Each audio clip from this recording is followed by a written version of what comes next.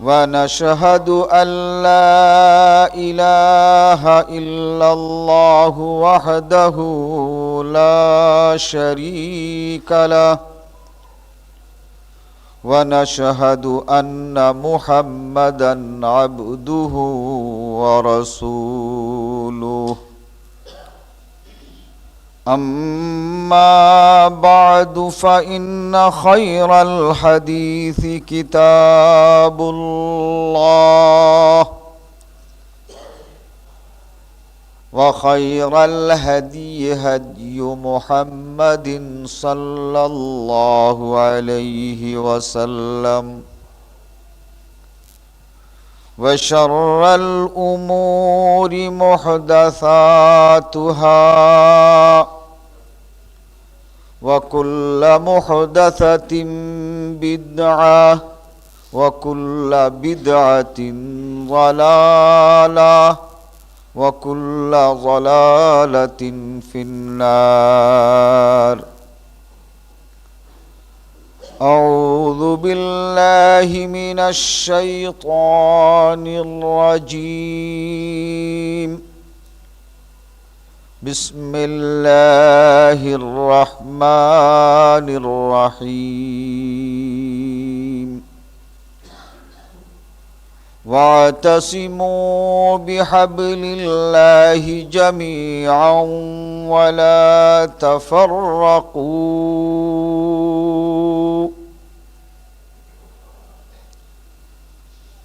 আল্লাহ রব্বুল আলামিনের লাখ লাখ শুকর, আজকার এই জুমাতে আমরা শরীক হতে পেরেছি। নবী মুহাম্মদুর রাসূলুল্লাহ সাল্লাল্লাহু আলাইহি ওয়াসাল্লামের উপরে লাখো সালাত ও সালাম, যার প্রদর্শিত পথ পেয়ে আমরা ন্যায় এবং সত্যকে জানতে বুঝতে পেরেছি, অবলম্বন করার তৌফিক পেয়েছি। আজকের খুতবার বিষয় হলো মুসলমানদের ঐক্য। আজকে আমরা সবচেয়ে বেশি যে বিষয়টি অন্তর দিয়ে অনুভব করি তা হচ্ছে মুসলমানেরা দলে দলে বিভক্ত। এই বিভক্ত মুসলমান এক এবং ঐক্যবদ্ধ হোক, এটাই হচ্ছে আমাদের অন্তরের আশা ও প্রত্যাশা। তাই এই ঐক্য সম্পর্কে আমাদেরকে কোরআন এবং হাদিস থেকে জানতে হবে, বুঝতে হবে। আমরা কার সঙ্গে ঐক্য করতে পারি আর কে আমাদের সঙ্গে ঐক্য করতে পারে, এই বিষয়টি আমাদের বোঝা একান্তই অপরিহার্য। সূরা আলে ইমরানের 103 নম্বর আয়াতে আল্লাহ তাআলা ইরশাদ করেন, ওয়া'তাসিমু বিহাবলিল্লাহ, তোমরা আল্লাহর রজ্জুকে আঁকড়ে ধরে থাকো, জামিয়ান, সকলে মিলে। সকলে মিলে আল্লাহর রজ্জুকে আঁকড়ে থাকো। ওয়ালা তাফাররাকু, তোমরা দলে দলে বিভক্ত হবে না, তোমরা বিচ্ছিন্ন হবে না। আল্লাহ রব্বুল আলামিনের এই আয়াতে আমাদেরকে আল্লাহ তাআলা হুকুম করছেন আল্লাহর রজ্জু তথা আল কোরআন আর নবী মুহাম্মদুর রাসূলুল্লাহ সাল্লাল্লাহু আলাইহি ওয়াসাল্লামের হাদিস, এই দুটোই হচ্ছে আল্লাহর দ্বীন। ওয়াতাসিমু বিহাবলিল্লাহ, এই কোরআন ও সুন্নতের রশি, এটাকেই তোমরা অবলম্বন করে থাকো এবং এটাকেই তোমরা আঁকড়ে ধরে থাকো। ইতাসামা এর অর্থ হচ্ছে কোনো জিনিসকে দাঁত দিয়ে কামড়ায় ধরে থাকা। তো দাঁত দিয়ে কামড়ায় ধরে থাকার অর্থ হচ্ছে দৃঢ়ভাবে কোনো জিনিসকে অবলম্বন করা। ওয়াতাসিমু বিহাবলিল্লাহ, তোমরা আল্লাহর দ্বীনকে, কোরআন এবং সুন্নাহকে শক্তভাবে ধরে থাকো। ওয়ালা তাফাররাকু, আল্লাহর দিন তথা কোরআন এবং সুন্নাহকে ছেড়ে দেবে না, এবং কোরআন ও সুন্নাহ ছেড়ে তোমরা কোনো দলাদলি করবে না। ওয়ালা তাফাররাকু। এখন প্রশ্ন হচ্ছে যে এই যে বিচ্ছিন্ন হব না, বিচ্ছিন্ন হওয়া যাবে না, এই দিক থেকে গুরুত্ব আসে যে ঐক্যবদ্ধ হতে হবে, এক হতে হবে। প্রথম কথা হচ্ছে আল্লাহ রাব্বুল আলামিন তার দ্বীনকে আঁকড়ে ধরতে হবে, শক্ত করে ধরতে হবে। ওয়াতাসিমু বিহাবলিল্লাহ, সূরা আম্বিয়ার শেষের দিকে রয়েছে ওয়াতাসামু বিল্লাহ, আল্লাহ তোমাদেরকে যা দিয়েছেন তা শক্ত করে ধরে থাকো। দ্বিতীয় হচ্ছে বিচ্ছিন্ন হয়েও না। এখন আমাদেরকে বোঝা একান্ত অপরিহার্য এটাই, বিচ্ছিন্ন যারা হয়ে গেছে, যারা আল্লাহর কোরআন এবং সুন্নাহ থেকে সরে গেছে, এবং যারা বিচ্ছিন্ন হয়ে গেছে, ওয়ালা তাফাররাকু, বিচ্ছিন্ন হতে নিষেধ করেছিলেন আল্লাহ, কিন্তু বিচ্ছিন্ন হয়ে গেছে, এখন ঐক্য করবে কারা? ওয়াতাসিমু বিহাবলিল্লাহ, আল্লাহর কোরআন এবং সুন্নতকে আঁকড়ে ধরেছিলেন সাহাবায়ে কেরাম, এরপরে তাবেঈন, তাবেঈ তাবেঈন, মুসলমানদের একটি দল আল্লাহ রাসূলের নির্দেশ মতো কোরআন এবং সুন্নাহকে আঁকড়ে ধরেছিল, কিন্তু এরপরে এক দল কোরআন এবং সুন্নাহ থেকে বিচ্ছিন্ন হয়ে গেছে। তাফাররাকু, তারা কোরআন সুন্নাহকে ছেড়ে দিয়েছে, অথবা কোরআন সুন্নাহ যারা অবলম্বন করে আছেন তাদের থেকে বিচ্ছিন্ন হয়ে আলাদা দল করেছে, আলাদা একটি দল প্রতিষ্ঠা করেছে। এখন কে কার সঙ্গে ঐক্য করবে? যারা কোরআন এবং সুন্নাহকে ধরে আছে আর যারা বিচ্ছিন্ন হয়ে গেছে, যারা বিচ্ছিন্ন হয়েছে ওরা যারা ধরে আছে তাদের সঙ্গে ঐক্য করবে, না যারা কোরআন সুন্নাহকে ধরে আছে তারা যারা বিচ্ছিন্ন হয়েছে তাদের সঙ্গে ঐক্য করবে? ওয়াতাসিমু বিহাবলিল্লাহি জামিআন ওয়ালা তাফাররাকু, চলমান ভাবে আল্লাহর কোরআন ও রসুলকে আঁকড়ে ছিলেন মুসলমানেরা, কিন্তু রসুলের জীবদ্দশায় একদল লোক উপরে উপরে রসুলকে মানার কথা বলতো, উপরে উপরে কোরআনকে মানার কথা বলতো, কিন্তু ভিতরে ভিতরে তারা বিচ্ছিন্ন ছিল। إذا جاءك المنافقون قالوا نشهد إنك لرسول الله والله يعلم إنك لرسوله والله يشهد إن المنافقين لكاذبون। সূরা আল মুনাফিকুনের প্রথম নম্বর আয়াত। আল্লাহ তাআলা বলেন, একদল লোক এসে তোমাকে বলবে ইন্নাকা লা রাসূলুল্লাহ, তুমি আল্লাহর রাসূল, এতে আমাদের অন্তরে একটু সন্দেহ নাই। আবার আল্লাহ তাআলা বলেন ওয়াল্লাহু ইয়ালামু ইন্নাকা লা রাসূল, ওয়াল্লাহু ইয়ালামু ইন্নাকা লা রাসূলুহু, হে মুহাম্মদ আমিও বলছি তুমি আল্লাহর রাসূল, আর ওরাও এসে তোমাকে বলছে ইন্নাকা লা রাসূলুল্লাহ, তুমি আল্লাহর রাসূল। আল্লাহ তাআলা বলছেন ইন্নাল মুনাফিকিনা লাকাযিবুন, এর মধ্যে যে মুনাফিক সে কিন্তু মিথ্যা কথা বলছে। আল্লাহ আল্লাহর নবীকে বলছেন তুমি আল্লাহর রসুল, আর একদল লোক তারাও আল্লাহর নবীকে বলছে নিশ্চয়ই আপনি আল্লাহর রসুল। তাহলে আল্লাহ যা বলছেন ওই মানুষগুলো কিন্তু একই কথা বলছে।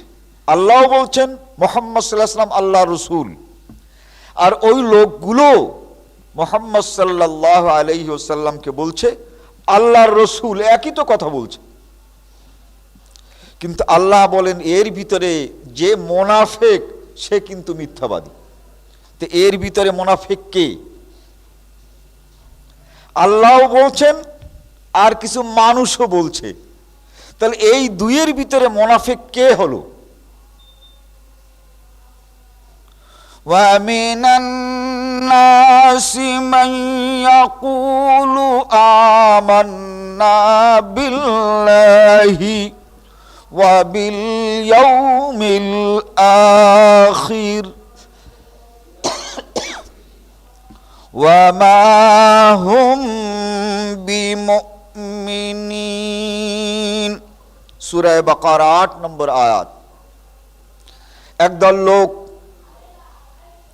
হে রাসূল তোমাদের কাছে, হে মুসলমান তোমাদের কাছে এসে বলবে যে আমরা আল্লাহকে বিশ্বাস করি, আমরা কিয়ামতকে বিশ্বাস করি, আমরা খাঁটি মুসলমান। আল্লাহ বলেন ওয়ামা হুম বিমুমিনিন, এর একটাও মুসলমান না। তাহলে আল্লাহ তাআলা যে বলছেন ইন্নাল মুনাফিকিনা লাকাযিবুন, এই মানুষ যারা আল্লাহর নবীকে নবী বলে স্বীকার করে মুনাফিক তাদের মধ্যেই আছে, এই মানুষের মধ্যেই মুনাফিক। কোনো একটা পত্রিকায় আসছে আজ আর কোনো মানুষকে মুনাফিক বলা যাবে না, মুনাফিক বলা বলিটা আল্লাহর নবীর সময় শেষ হয়ে গেছে, এখন আর কেউ মুনাফিক নাই। তো এখন কি আছে? একদিকে শুধু মুসলমান আছে আর একদিকে শুধু কাফের আছে, আর মাঝখানে মুনাফিক আর নাই। এই মুনাফিক যদি নাই থাকতো, আল্লাহর নবীর ইন্তেকালের আগে আল্লাহ তাআলা আয়াত নাজিল করে বলতেন যে শোনো তোমার মরণের সময় কাছাকাছি।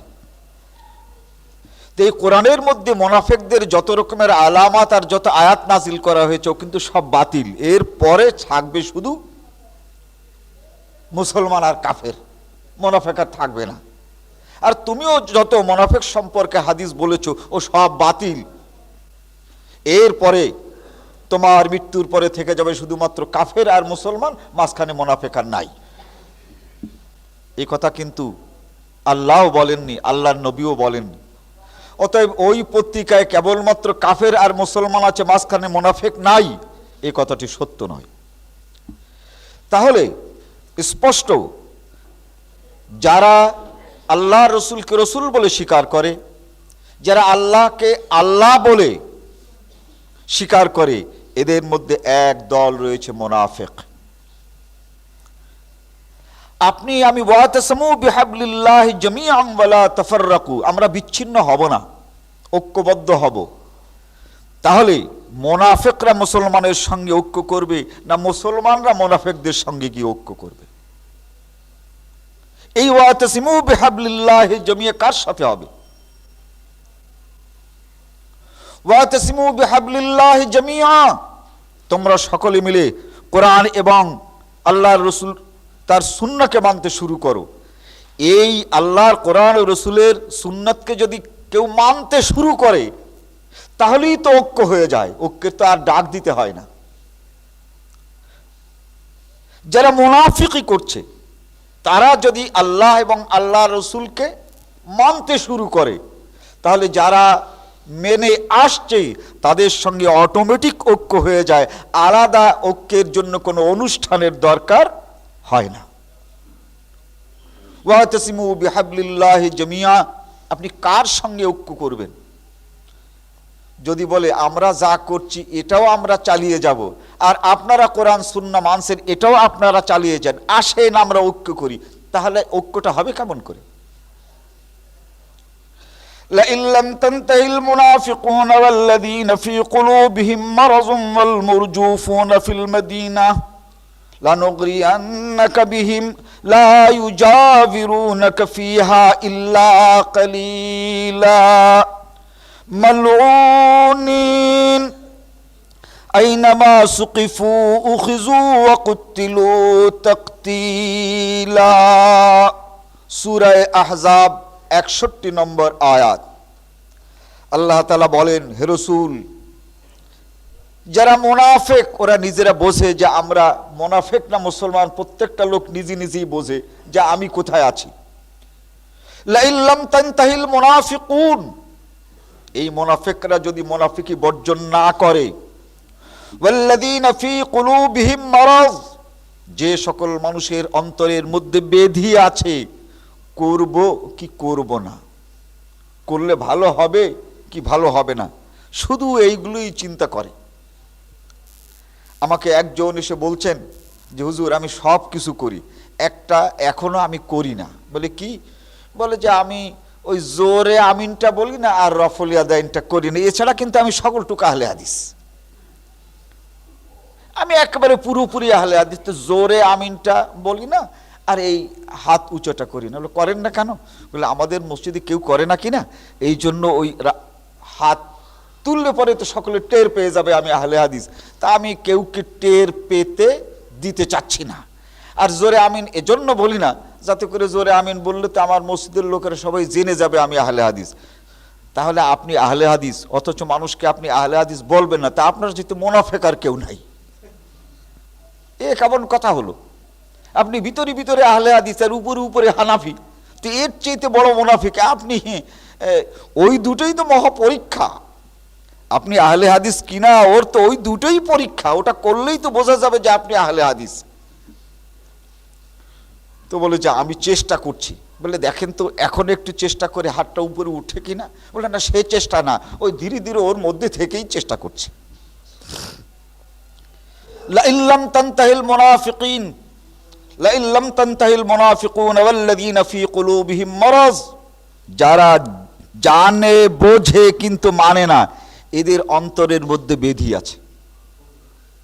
এই অন্তরের রোগ, এই অন্তরের রোগের জন্য ভালো জিনিসকে অবলম্বন করতে পারে না।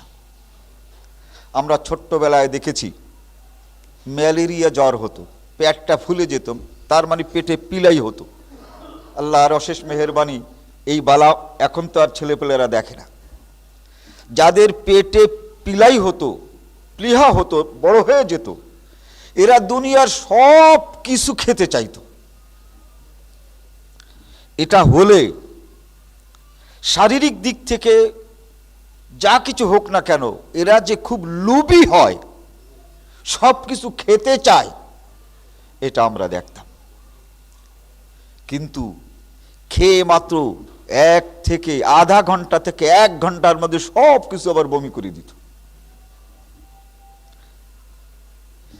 এর কারণটা হচ্ছে এই যে এদের পেটে ওই পিলাই হয়েছে, খেয়ে রাখতে পারে না, সব কিছু ভালো দেখে লোভ হয় কিন্তু খেয়ে সারতে পারে না। এক শ্রেণীর মানুষ এই দুনিয়ায় আছে, আহে বুখারী শরীফের হাদিস, এটা করি না, এটা করা উচিত, এই করা উচিত, ভালো লাগে, কিন্তু যখন করে, যখন এদিক সেদিক তাকায়, করতেও চায়, কেউ আবার আসে কিনা তাও আবার দেখে, করে আবার যখন লোকজন দেখে তখন ছেড়ে দেয়। এই পিলিহার রুগীদেরকে গরুর গোশত খাওয়া নিষেধ। তা আমি দেখতাম আমাদের ওই সময় হাটে বাজারে এই রকমের এত গরুর গোশত হতো না।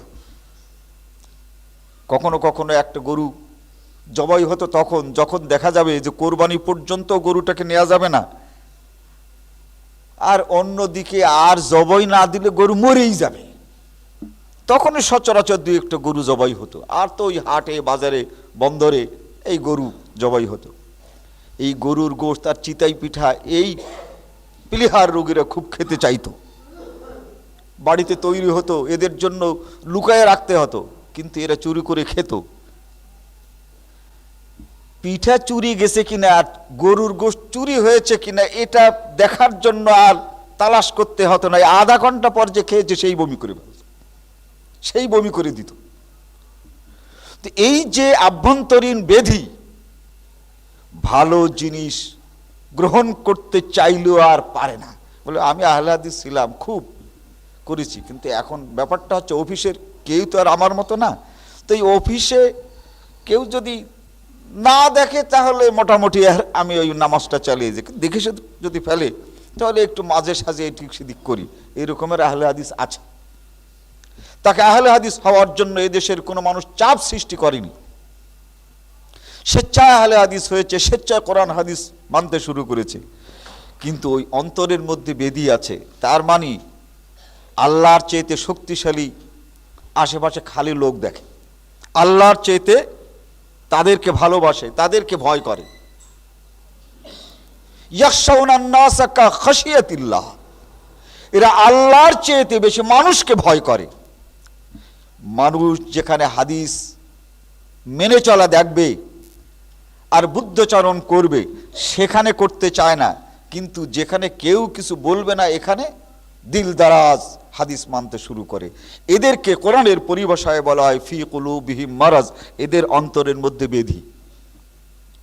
তা আল্লাহ রসুল বলেন, যে সকল লোকেরা মুনাফিক আর যে সকল লোকেদের অন্তরের ভিতরে ব্যাধির সৃষ্টি হয়েছে, ওয়াল মুরজুফুনা ফিল মদিনাতে, আর যে মানুষগুলো কোরআন এবং সুন্নাহ মানতে চায় তাদের কানে কানে গিয়ে বলে যে একটু সাবধান।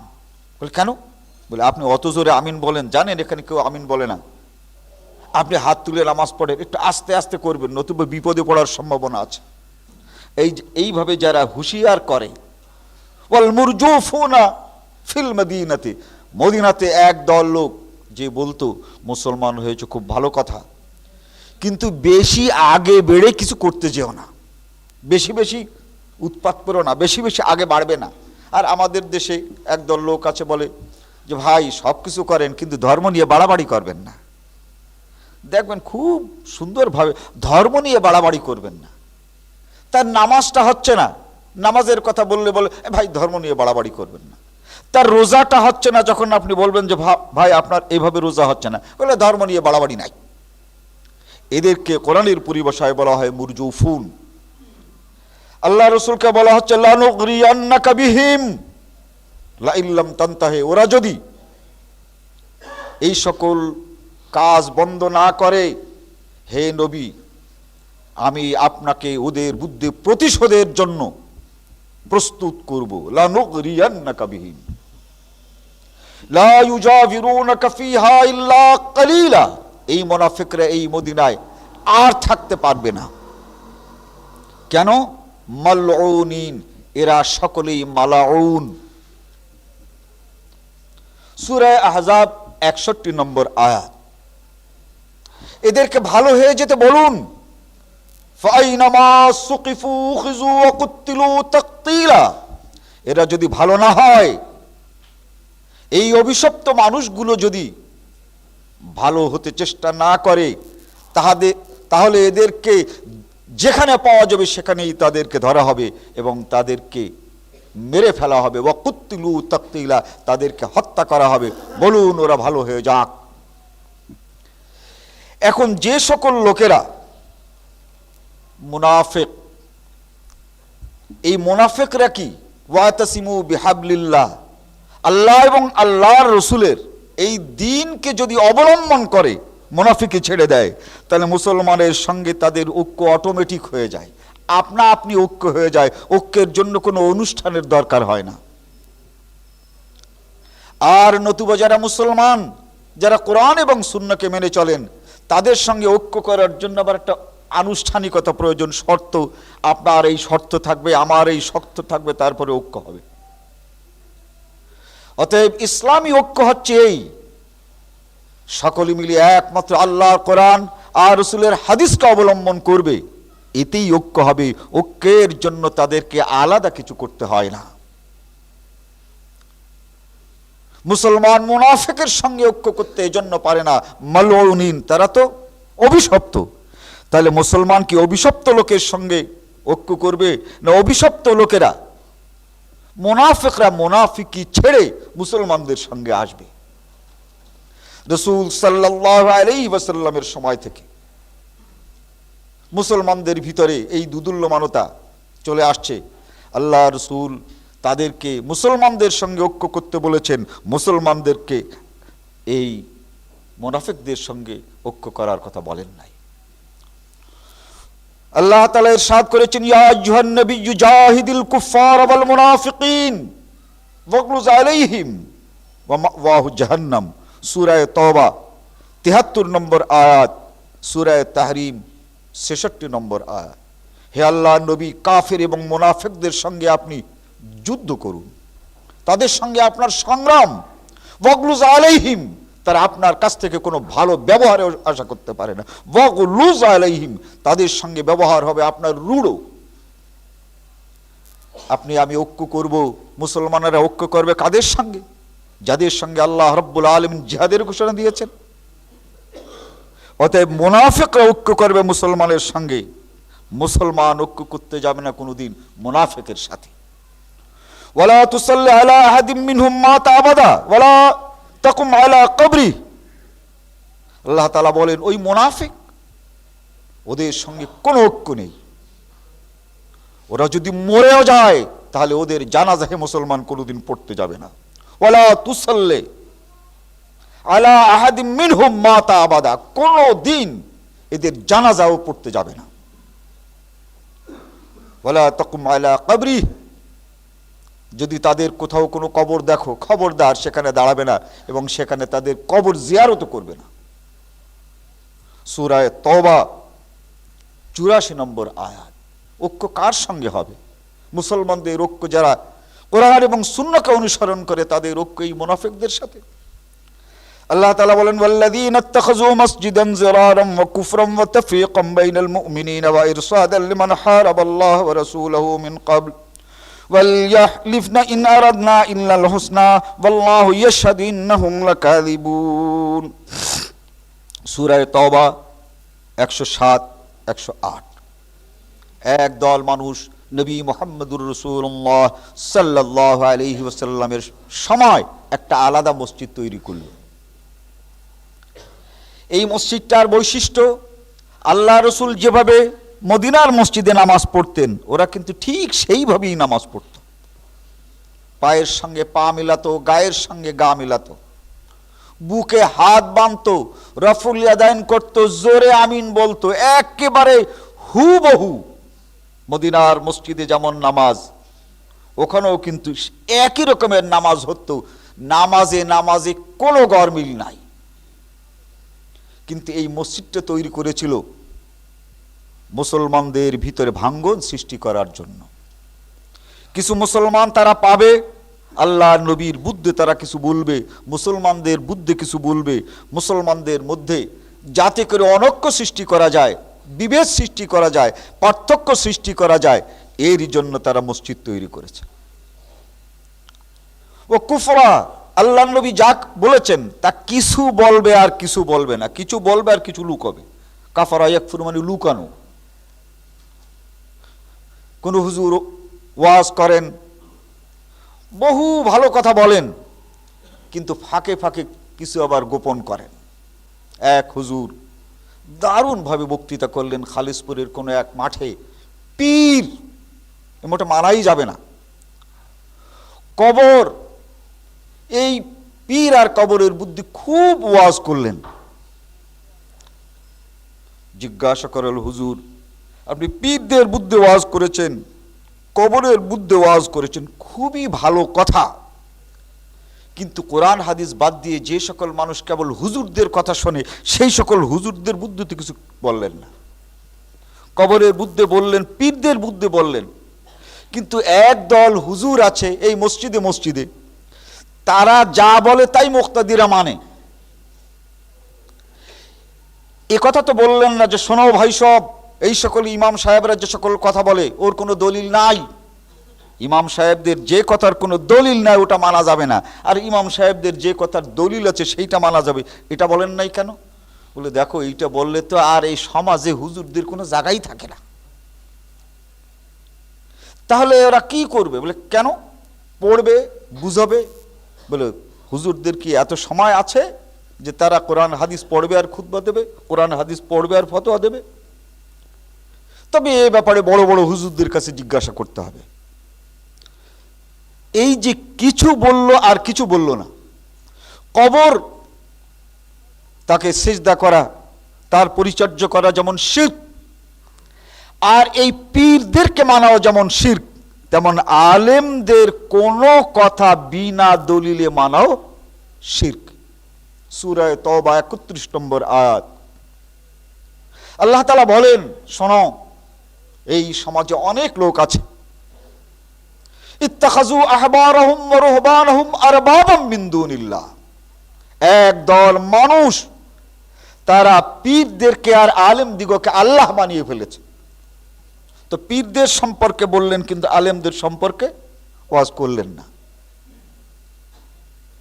একজন সাহাবী এই আয়াত যখন রাসূলের মুখে শুনলেন, তখন জিজ্ঞাসা করলেন, আমি খ্রিস্টান ছিলাম, পরে মুসলমান হয়েছি, ইহুদিদেরকে আমি চিনি, এই আহলে কিতাবরা তো তাদের আলেমদেরকে, তাদের পীরদেরকে কখনো আল্লাহ বানায় নাই, অথচ আল্লাহ তাআলা সূরা তওবার এই আয়াতে বললেন যে ইত্তাখাযু আহবারহুম ওয়া রুহবানহুম আরবাবাম মিন দুনিল্লাহ, আল্লাহকে বাদ দিয়ে তারা পীর আর আলেমদেরকে আল্লাহ বানিয়েছিল।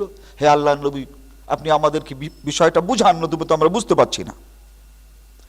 আল্লাহ রাসূল ইরশাদ করলেন, ইজা আহাল্লু লাহুম শাইআন ইস্তাহিল্লুহু, এরা যে জিনিসকে হালাল বলে ফতোয়া দিত, এই আলেমরা যাকে হালাল বলতো, বলো তাকে এই আহলে কিতাবরা হালাল মনে করতো কিনা? বলে হ্যাঁ হুজুর, তাই তো করতো।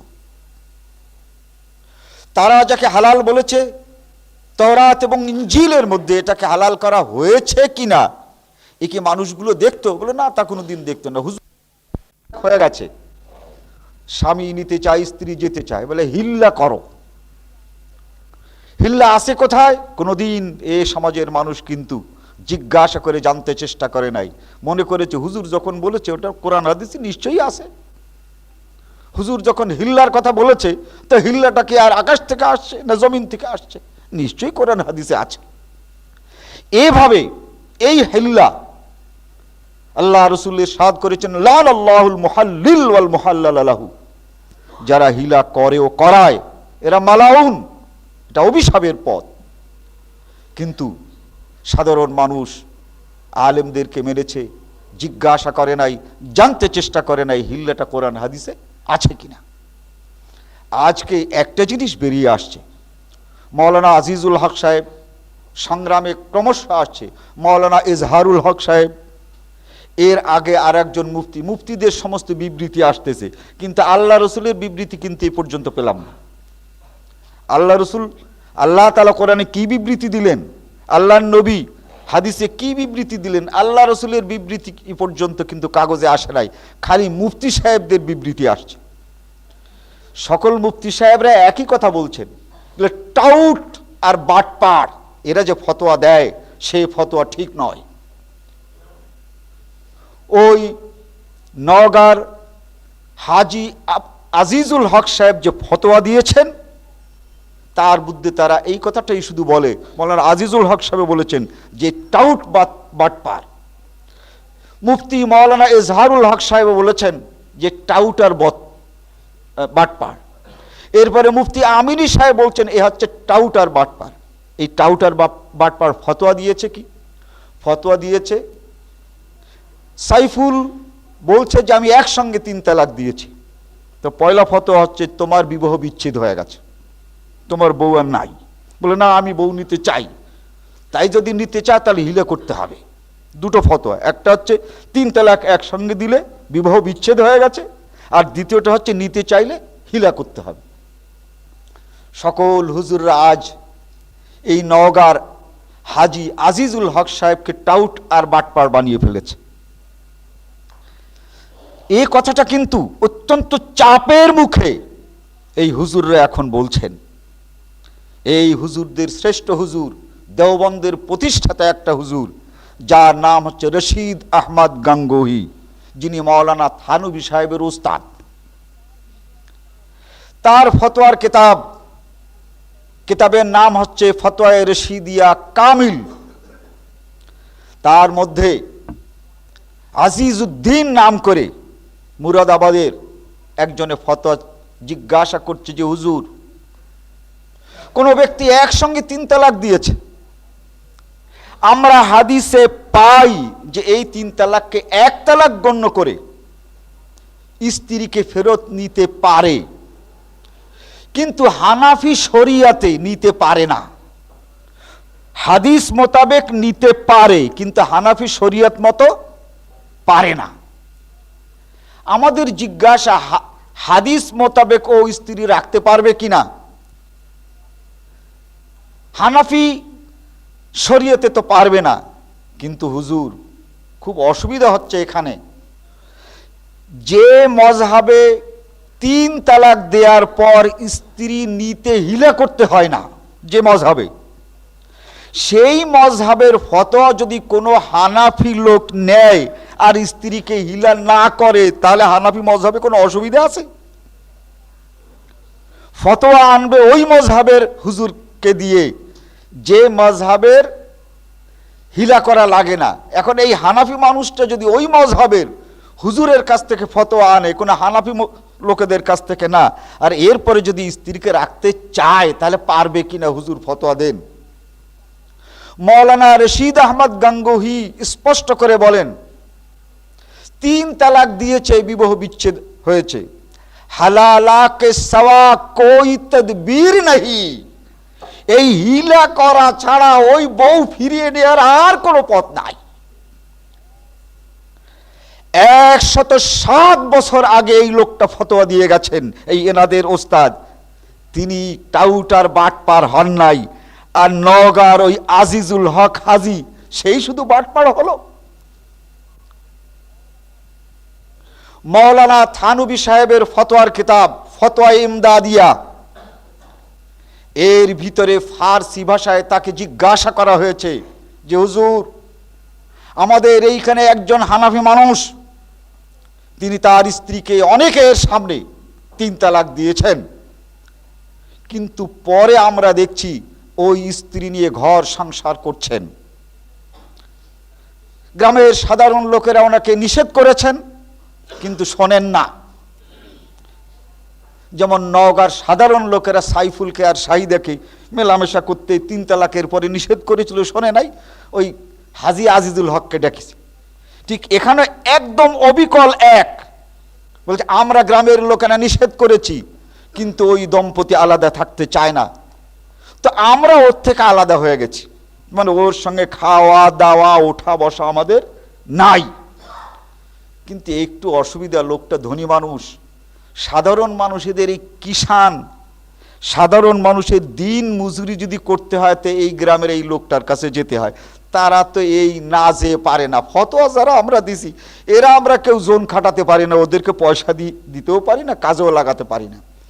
তো এখন আমরা পয়লা দিকে খুব করেছিলাম, কিন্তু আস্তে আস্তে ধীরে ধীরে ধীরে ধীরে ওরই দলে মানুষ বেড়ে যাচ্ছে। এখন হুজুরের কাছে ফতোয়া চাই, হিলা ছাড়া এই যে পরিবারটি একত্রিত আছে, এটা কি জায়েজ আছে?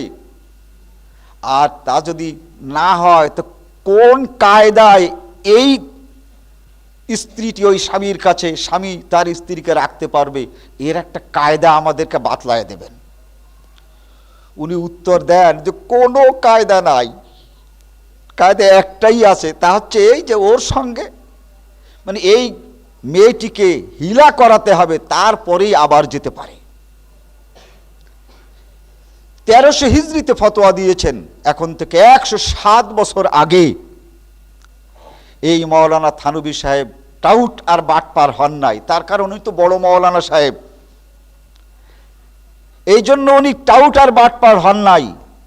আর নওগাঁর একজন সাধারণ হাজি মানুষ ফতোয়া দিল কেন, এই জন্য টাউট আর বাটপার হয়েছে। আমরা তো বুঝি,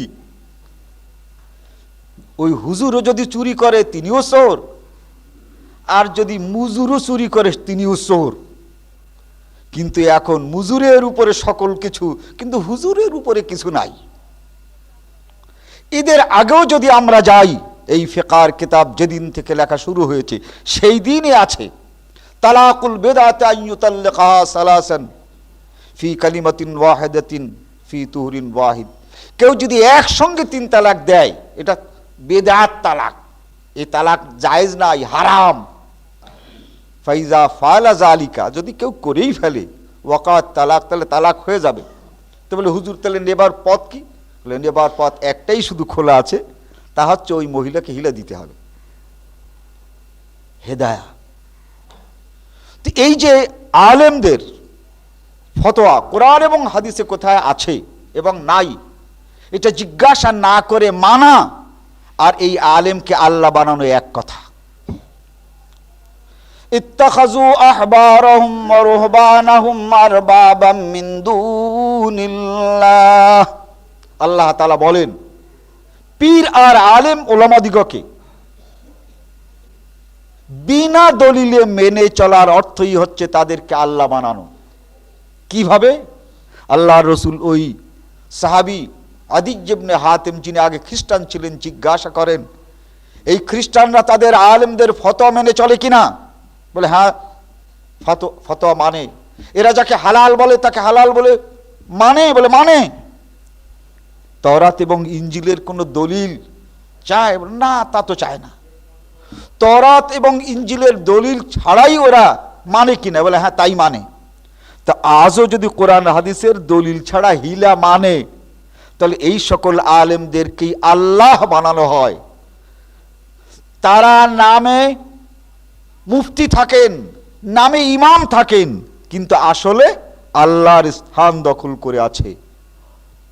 এই লোক মালউনিন, আল্লাহ তাআলা এদেরকেই বলেছেন যে এরা মালাউন, লাআনাল্লাহুল মুহাল্লিল ওয়াল মুহাল্লাল লাহু। ওইখানে মসজিদ তৈরি হয়েছিল রসুলের সময়, কুফরান, আল্লাহর কথা কিছু বলবে আর কিছু বলবে না। তালাক দিলে বিবাহ বিচ্ছেদ হয়, কিন্তু হিলা করা যাবে না, এটা বলা যাবে না। 2 তালাক যদি দাও বিবাহ বিচ্ছেদ হবে, 3 তালাক যদি দাও বিবাহ বিচ্ছেদ হবে। কিরকম ভাবে দিতে হবে? বলে রকম টকম না, দিলেই হয়। 3 তালাক দিলে বিবাহ বিচ্ছেদ হবে, কিন্তু কিভাবে দিতে হবে? বলে ভাবটাপ কি যে কোনো রকমের দিলে হয়। নাউযুবিল্লাহি মিন যালিক। 3 তালাক দিলে তালাক হয়, কিন্তু 3 তালাক কিভাবে দিতে হয় ওই কথার সঙ্গে একটা গোপন করবে। ওয়াল্লাযীনা ইত্তাখাযু মসজিদান জিরারাম ওয়া কুফরাম ওয়া তাফরীকাম বাইনাল মুমিনিন। এই মসজিদটি মুসলমানেরা তৈরি করেছিল, তারা আজান দিত, ইকামত দিত, সব কিছু ঠিক আছে। আল্লাহর রাসূল বললেন যাও ওই মসজিদ ভেঙে দাও। কেন? ওই মসজিদ মুনাফিকরা তৈরি করেছে। আল্লাহর কথা কিছু বলবে আর কিছু বলবে না, আল্লাহর কথা কিছু মানবে আর কিছু মানবে না, মুখে মানবে অন্তরে মানবে না। এরই জন্য ওই মসজিদটাকে তৈরি করেছে ঘাঁটি হিসাবে। ভেঙে দাও। মালিক ইবনে দাখশাম, মান ইবনে আদি, এই 2 জনকে আল্লাহর রাসূল পাঠালেন এবং তারা সেই মসজিদকে ভেঙে চুরমার করে দিল। আপনি যারা এভাবে আল্লাহর দ্বীনের কিছু বলবে আর কিছু বলবে না,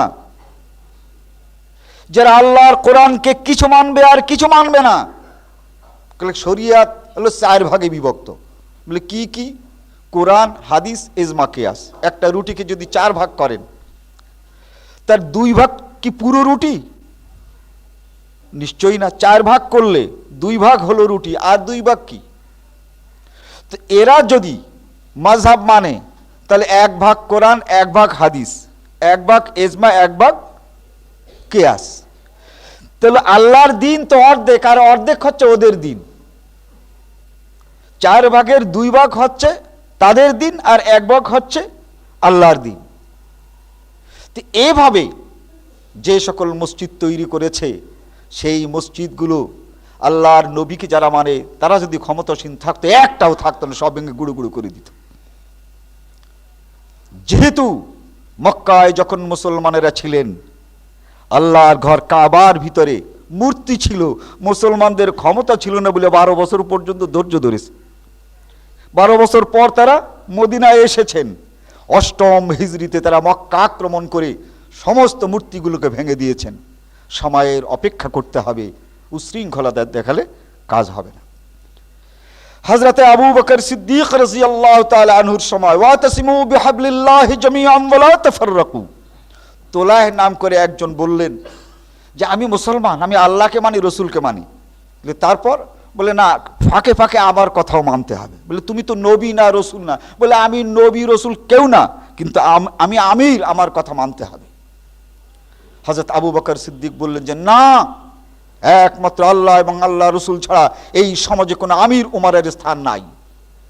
বলে যে না, শুধু আমির না, আমি মাঝে মাঝে নবী হয়ে যাই। এক পাগল, আমি নবী তোলায়। হযরত আবু বকর একদিকে তোলায় বলছে আমি নবী, আর একদিকে আবু বকর বলেন কার সঙ্গে কে ঐক্য করবে। হযরতে আবু বকর দাওয়াত দিলেন ওয়াতাসিমু বিহাবলিল্লাহি জামিয়া। আমি আবু বকর, আমাকে মানতে আমি বলছি না, কোরআন মানো আর হাদিস মানো। ঐক্য তো এখানেই। তোলায় যদি কোরআন এবং হাদিস মেনে নিত, ঐক্য হয়ে যেত। মানে নাই। রসূল হযরতে আবু বকর সিদ্দিক খালিদ বিন ওয়ালিদকে পাঠিয়ে দিলেন, যাও যে এই তোলাহকে বলবে ওয়াতাসিমু বিহাবলিল্লাহি জামিআন ওয়া লা তাফাররাকু, আল্লাহর কোরআন রসূলের হাদিস মেনে নাও। যদি না মানে আক্রমণ করবে এবং মিসমার করে দেবে। মালিক ইবনে নুবায়রা এ বলল যে আমি নবুয়তের দাবি করি না, তবে জাকাত টাকাত যা আছে সব আমার এলাকার, এটা কিন্তু মদিনায় যাবে না। বলে সে আবার কেমন, জাকাত দিবে না? বলে হ্যাঁ দেবো। আল্লাহ রসুলের জামানায় দিতে? বলে দিতাম। কি করতে? বলে আল্লাহ রসুলের জামানায় জাকাত সেন্টারে পাঠিয়ে দিতাম, এরপরেও আমরা এখানে যাদের প্রয়োজন তাদের নাম দিতাম, তাদের জন্য আনতাম। বলে এখন কি করতে চাও? জাকাত দিতে চাই, নামাজ পড়তে চাই, রোজা রাখতে চাই, কিন্তু জাকাত মদিনায় দেব না, আমরা এইখানে জাকাত বিতরণ করব। হযরতে আবু বকর সিদ্দিক বললেন ওয়াতাসিমু বিহাবলিল্লাহি জামিআন ওয়া লা তাফাররাকু। এই জাকাতের ক্ষেত্রে আল্লাহর নবী যা করেছেন, হে মালিক বিন নুবায়রা, তোমাকে তাই করতে হবে। তুমি জাকাত দিবে কিন্তু মদিনায় পাঠাবে না, হবে না। এতটুকু পরিবর্তন আমি ইসলামের ভিতরে আনতে দেব না। আকরামা ইবনে আবি জাহল, আবু জাহেলের পুত্র মুসলমান আকরামা, তিনি সেনাপতি হলেন। হযরত আবু বকর সেখানে তাকে পাঠালেন এবং তার সেই অহংকার চুরমার করে জাকাতের মাল মদিনা মুনাওয়ারাতে অর্থাৎ কেন্দ্রে আনা হলো। হযরত আবু বকর ইয়ামানে বিদ্রোহ দেখা দিল। সেখানে মুহাজির ইবনে আবি উমামাকে পাঠালেন। আম্মার বিদ্রোহ দেখা দিল। তারা বলতে চায় যে আমরা আল্লাহকে, আল্লাহ রসুলকে মানতে চাই, কিন্তু মদিনার নেতৃত্ব মানতে চাই না, খেলাফতকে মানতে চাই না। বলে দিলেন যে না, আমি আবু বকর চলে যেতে পারি, কিন্তু খেলাফতকে মানতে হবে। এইভাবে হযরতে আবু বকর সিদ্দিক রাদিয়াল্লাহু তাআলা আনহু 14টি অভিযান চালিয়েছিলেন এবং প্রত্যেকটা অভিযানের পূর্বে ওয়াতাসিমু বিহাবলিল্লাহি জামিআন ওয়া লা তাফাররাকু এই আয়াত পেশ করেছিলেন। হযরত আবু বকর তাদের সঙ্গে ঐক্য করেন নাই, তাদেরকে ঐক্য করার কথা বলেছিলেন। হযরত ওসমান রাদিয়াল্লাহু তাআলা আনহুর সময় আব্দুল্লাহ বিন সাবা মুসলমান থেকে আলাদা হয়ে একটি দল তৈরি করে। হযরত ওসমান রাদিয়াল্লাহু তাআলা আনহু আব্দুল্লাহ বিন সাবাকে বলেছিলেন ওয়াতাসিমু বিহাবলিল্লাহি জামিআ, হে আব্দুল্লাহ বিন সাবা, তুমি মুনাফিক হয়ে গেছো, তুমি মুসলমানদের সঙ্গে চলে আসো। আব্দুল্লাহ বিন সাবা আসে নাই। তাদের হাতে হযরত ওসমান শহীদ হলেন, তবু হযরত ওসমান তাদের সঙ্গে কোনো ঐক্য করতে যান নাই। হযরত আলী রাদিয়াল্লাহু তাআলা আনহুর সময় পরীক্ষা আরো কঠিন হলো। তালহা এবং জুবায়েরের মতো, হযরত আয়েশা রাদিয়াল্লাহু তাআলা আনহুম তার মতো হযরত আলীর বুদ্ধে বসরায় চলে গেলেন। বসরায় একত্রিত হয়ে তারা হযরত আলীর বুদ্ধে যুদ্ধ করার ঘোষণা দিলেন। হযরতে আলী এই আয়েশা, তালহা এবং জুবায়ের বুদ্ধে এই আয়াতই পাঠালেন ওয়াতাসিমু বিহাবলিল্লাহি জামিআন ওয়া লা তাফাররাকু। হে আয়েশা, হে জুবায়ের, হে তালহা, আল্লাহর কোরআন ও রাসূলের হাদিসকে মেনে চলো। আমি আলী এই কোরআন এবং হাদিসকেই মেনে চলছি। ভুল যদি কিছু হয় আমাকে জানিয়ে দাও, যুদ্ধের কোনো প্রয়োজন নেই। মানলেন না। তারা বসরা থেকে রওনা হলেন মদিনাকে আক্রমণ করার জন্য। কে তারা? তালহা, জুবায়ের, আয়েশা। হযরত আলীর জন্য কি পরীক্ষা! হযরত আলী তাদের সঙ্গে ঐক্য করতে পারতেন, কিন্তু ওই একই আয়াত পাঠিয়ে দিলেন ওয়াতাসিমু বিহাবলিল্লাহি জামিআন ওয়া লা তাফাররাকু। হযরত আলী শুনলেন যে তারা হামলার জন্য এগিয়ে আসছেন। তারা কুরাইবা নাম করে এক জায়গাতে হযরত আলী রাদিয়াল্লাহু তাআলা আনহু তাদেরকে ঠেকালেন, তারা অগ্রসর হতে পারল না। হযরত আলী বুঝালেন যে তোমরা ভুল করছো। ওরা বুঝতে পারলো যে আমরা ভুল করেছি, আমরা আলীর বুদ্ধে এই অভিযানে আমরা ভুল করেছি। অতএব ওয়াতাসিমু বিহাবলিল্লাহি জামিআন ওয়ালা তাফাররাকু। তালহা, আয়েশা, জুবায়ের হযরত আলীর সঙ্গে মিলিত হয়েছেন। হযরত আলী তালহা, জুবায়ের এবং আয়েশার সঙ্গে মিলিত হন নাই। তবুও মুনাফিকরা যুদ্ধ শুরু করে দিল। এই জঙ্গে জামাল, লড়াই শুরু হয়ে গেল। হযরত আয়েশা সিদ্দিকা রাদিয়াল্লাহু তাআলা আনহা আগের কথা ভুলে গিয়ে তিনি যুদ্ধের নেতৃত্ব দিতে শুরু করলেন। হযরত আলী কিন্তু যুদ্ধ না করে ওয়াতাসিমু বিহাবলিল্লাহি জামিআ বলতে লাগলেন। আয়েশা ভুল করছো, ওয়াতাসিমু বিহাবলিল্লাহি জামিআন ওয়ালা তাফাররাকু। হযরত আলী রাদিয়াল্লাহু তাআলা যুদ্ধ ক্ষান্ত করেন নাই। এই যুদ্ধে 10,000 মুসলমান শাহাদাত বরণ করেছে। তবু হযরত আলী রাদিয়াল্লাহু তাআলা আয়েশার সঙ্গে ঐক্য করেন নাই। যুদ্ধের পরে এই আয়েশা হযরত আলীর সঙ্গে ঐক্য করেছে। বনু উমাইয়া এবং বনু হাশিম যখন যুদ্ধ শুরু হলো, দাঙ্গা শুরু হলো, গোটা আহলে হাদিসরা ওয়াতাসিমু বিহাবলিল্লাহি জামিআন ওয়ালা তাফাররাকুর দাওয়াত দিয়েছে। হযরতে আলী রাদিয়াল্লাহু তাআলা আনহু খলিফা, বিদ্রোহ ঘোষণা করলো। মুআবিয়া সে দামেস্ক থেকে সৈন্য নিয়ে আসলো।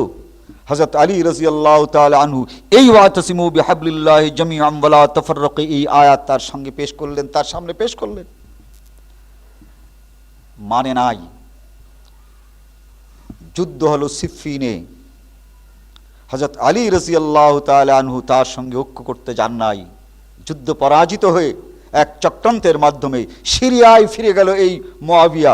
তবু হযরত আলী রাদিয়াল্লাহু তাআলা তার সঙ্গে ঐক্য করেন নাই। ঠিক এভাবে যদি আমরা দেখি, হযরত হাসান রাদিয়াল্লাহু তাআলা আনহুকে বিশ্বের মুসলমানেরা তারা তাকে খলিফা মানালো, কিন্তু মুআবিয়া সৈন্য নিয়ে মদিনা আক্রমণের উদ্দেশ্যে রওনা হলো। হযরত হাসান বুঝতে পারলেন যে তার সুদক্ষ বাহিনীর সামনে মুসলমান বাহিনী হয়তো নাও টিকে থাকতে পারে, বহু রক্তপাতের সম্ভাবনা আছে। হযরত হুসাইন রাদিয়াল্লাহু তাআলা আনহু, হাসান রাদিয়াল্লাহু তাআলা আনহু বলে দিলেন, মুআবিয়া ক্ষান্ত হও, রাষ্ট্র নিয়ে যাও, তোমার সঙ্গে আমার কোনো সম্পর্ক নাই, আমি তোমার সঙ্গে থাকবো না।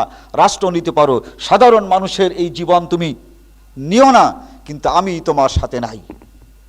তবু এই হাসান মুআবিয়ার সঙ্গে ঐক্য করেন নাই, রাষ্ট্র ছেড়ে দিয়েছেন, ক্ষমতা ছেড়ে দিয়েছেন, খেলাফত ছেড়ে দিয়েছেন, তবু কোনো ঐক্য করেন নাই। এরপরে হযরত হুসাইন রাদিয়াল্লাহু তাআলা আনহু যখন ইয়াজিদ সে রাজা হলো, হযরত হুসাইন রাদিয়াল্লাহু তাআলা আনহু বহুবার বুঝাবার চেষ্টা করেছেন বিভিন্ন প্রতিনিধি পাঠিয়ে। ইয়াজিদ বুঝতে চায় না। হযরত হুসাইন রাদিয়াল্লাহু তাআলা আনহু শহীদ হয়ে গেছেন, কিন্তু ইয়াজিদের সঙ্গে ঐক্য করেন নাই। ওয়াতাসিমু বিহাবলিল্লাহর দাওয়াত পাঠিয়েছেন, কিন্তু ঐক্য করেন নাই। ঠিক এভাবে যদি আমরা এক একটা করে দেখি, 4 মাযহাব 400 হিজরিতে তৈরি হলো। মদিনা এবং হেজাজে কোনো মাযহাব মানে নাই। ইমাম শাফি মক্কার মানুষ, মক্কার লোকের শাফি হলো না। ইমাম আহমদ ইবনে হাম্বল মদিনায় জন্ম এবং মদিনার মানুষ, কিন্তু মদিনার মানুষ মালিকি হলো না। হানাফি হওয়ার তো প্রশ্ন ওঠে না, জি তিনি তো হেজাজের বাইরে অনারব দেশে জন্মগ্রহণ করেছেন। ইমাম আহমদ ইবনে হাম্বল ডেকে বলে দিলেন, হানাফি, শাফি, মালিকি, হাম্বলি কেউ যদি হও তাহলে মুসলমান থাকতে পারবে না। অতএব একমাত্র কোরআন হাদিস ছাড়া আর কিছু মানাই যাবে না। অতএব ইমাম আহমদ ইবনে হাম্বলের তো মাযহাবই নাই। মদিনার মানুষ ইমাম মালিকের সঙ্গে ঐক্য করে মালিকি হয় নাই, কিন্তু ইমাম মালিকের মতামত নিয়ে স্পেনের লোকেরা মালিকি হয়ে গেল। ইমাম মালিক বলেন, এ কোন কাজ?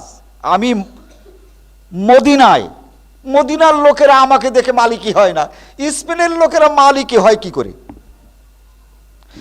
ইমাম শাফি বলেন, আমাকে দেখে মক্কার লোকেরা হানাফি হয় না, ইমাম মালিককে দেখে মদিনার লোকেরা মালিকি হয় নাই, আর মিশরের লোকেরা শাফি হয়ে গেল। আমি তো মক্কায় আর মিশরে সব শাফি। এ কোন কায়দা হলো? এই হেজাজ, আহলে হাদিস, মক্কা, মদিনা কোনোদিন এই চার মাযহাবের কোনো মাযহাব মানে নাই, সব সময় বলে আসছে ওয়াতাসিমু বিহাবলিল্লাহি জামিয়া। অতএব আহলে হাদিস তারা কারো সঙ্গে কি ঐক্য করতে পারে না। দুনিয়ার মানুষকে যদি প্রয়োজন হয় আহলে হাদিসদের সঙ্গেই ঐক্য করতে পারে। যেহেতু আল্লাহ রসুলের তৈরি করে এই জামাত আহলে হাদিস, ঐক্য যদি করে আহলে হাদিসদের সঙ্গে হতে পারে, আহলে হাদিসরা কারো সঙ্গে ঐক্য করতে পারে না। তার আহলে হাদিসরা যদি কারো সঙ্গে ঐক্য করতে হয় তাহলে হয় মুনাফিকের সঙ্গে ঐক্য করতে হবে, নতুবা মাযহাবীদের সঙ্গে ঐক্য করতে হবে, নতুবা মসজিদ যারা তৈরি করে ইসলামকে বিকৃত করতে চায় তাদের সঙ্গে ঐক্য করতে হবে। প্রশ্ন আর একটা দাঁড়ায়, আহলে হাদিসদের ভিতরে তো দল কয়েকটা। কোন একটি পত্রিকা আমাকে একটি লেখা দিতে বলেছে যে মুসলিম ঐক্যের গুরুত্ব কি এবং মুসলিম ঐক্য বলতে কি বুঝায়। আমরা কার সঙ্গে ঐক্য করব? এক দল আহলে হাদিস জোরে আমিন বলে, রফল ইয়াদাইন করে, তারাবির নামাজ 8 রাকাত পড়ে, 12 তাকবীর ঈদের নামাজ পড়ে, আবার বেদাতীদের কেউ জাগা দেয়। যারা বেদাতি, হযরত আলী রাদিয়াল্লাহু তাআলা আনহু তিনি বলেন যে রাসূল সাল্লাল্লাহু আলাইহি ওয়াসাল্লাম বলেছেন মান আওয়া মুহদিসান ফালাইহি লানাতুল্লাহি ওয়াল মালাইকাতি ওয়ান নাস আজমাইন। মিশকাত 3 নম্বর খণ্ড। মক্কা এবং মদিনার সম্মান, এই মদিনার সম্মানের প্রথম হাদিস। হযরত আলী বলেন আল্লাহ রাসূল ইরশাদ করেছেন মান আওয়া মুহদিসান, যে মানুষ কোন বেদাতিকে জাগা দেয়, অন্তরেই হোক আর বাইরে হোক, শ্রদ্ধা করে, সম্মান করে, তাদের সঙ্গে মেলামেশা করে দাওয়াতের উদ্দেশ্য ছাড়া। কোনো অমুসলমানকে যদি আমি দাওয়াত না দেই তাহলে মুসলমান হবে কেমন করে? একটা হচ্ছে মহব্বত দাওয়াতের উদ্দেশ্যে, আর একটা হচ্ছে তাকে ভালো ভেবে তাকে তার সঙ্গে মেলামেশা করা। মান আওয়া মুহদিসান, যারা এই বেদাতীদের সঙ্গে মেলামেশা করে, বেদাতীর পেছনে নামাজ পড়ে, বেদাতীদের সঙ্গে কাজ কারবার করতে বলে, কেন তারা ভালো লোক? তারাও নামাজ পড়ে, তারাও হজ করে, তারাও যাকাত দেয়, তারা কি খারাপ? বেদাতীদের সঙ্গে আপনার সামনে ওকালতি করে, আল্লাহ রসুল বলেন ফালাইহি লানাতুল্লাহ, আল্লাহর লানত তাদের উপরে পতিত হোক। লা ইয়াকবালুল্লাহু মিনহু সারফান ওয়ালা আদালা, তাদের নফল আর তাদের ফরজ কোনো ইবাদতি আল্লাহ তাআলা কবুল করবেন না। বুখারী শরীফ যাদের কাছে আছে 6ষ্ঠ খণ্ড, ইতিসাম বিল কিতাবি ওয়াস সুন্নাহ, এর মাঝামাঝিতে এই হাদিসটি পাবেন। হযরত আয়েশা বলেন যে আল্লাহ রাসূল বলেছেন মান আহদাসা ফি আমরিনা হাযা মা লাইসা মিনহু ফাহুয়া রাদ, যারা বেদাত করবে তাদেরকে প্রত্যাখ্যান করো। এখন আহলে হাদিস হওয়ার পর যারা বেদাতীদেরকে প্রত্যাখ্যান করে না এই রকমের আহলে হাদিসও আছে, আর প্রত্যাখ্যান করে এই রকমের আহলে হাদিস আছে। তার এই দুই দল কে কার সাথে মিশবে? এক দল বেদাতীদেরকে প্রশ্রয় দেয়, আশ্রয় দেয়, তাদের সাথে সব কিছু করে। আর এক দল আহলে হাদিস তারা বেদাতীকে আশ্রয় দেয় না, কিন্তু বেদাতীকে বেদাত ছাড়ার দাওয়াত দেয়, কিন্তু তাদেরকে স্থান দেয় না, তাদের সঙ্গে নামাজ পড়ে না।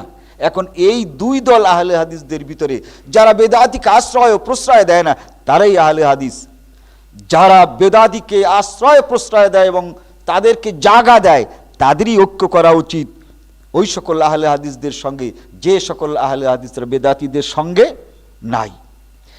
এভাবে নবী মুহাম্মদুর রাসূলুল্লাহ সাল্লাল্লাহু আলাইহি ওয়াসাল্লাম ঐক্য করার কথা বলেছেন, আল্লাহ ঐক্য করার কথা বলেছেন, কিন্তু সেই ঐক্য কার সঙ্গে করতে যাচ্ছে এবং কাদের ঐক্য, বিষয়টি আমাদের খতিয়ে দেখতে হবে। বারাকাল্লাহু লানা ওয়া লাকুম ফিল কুরআন।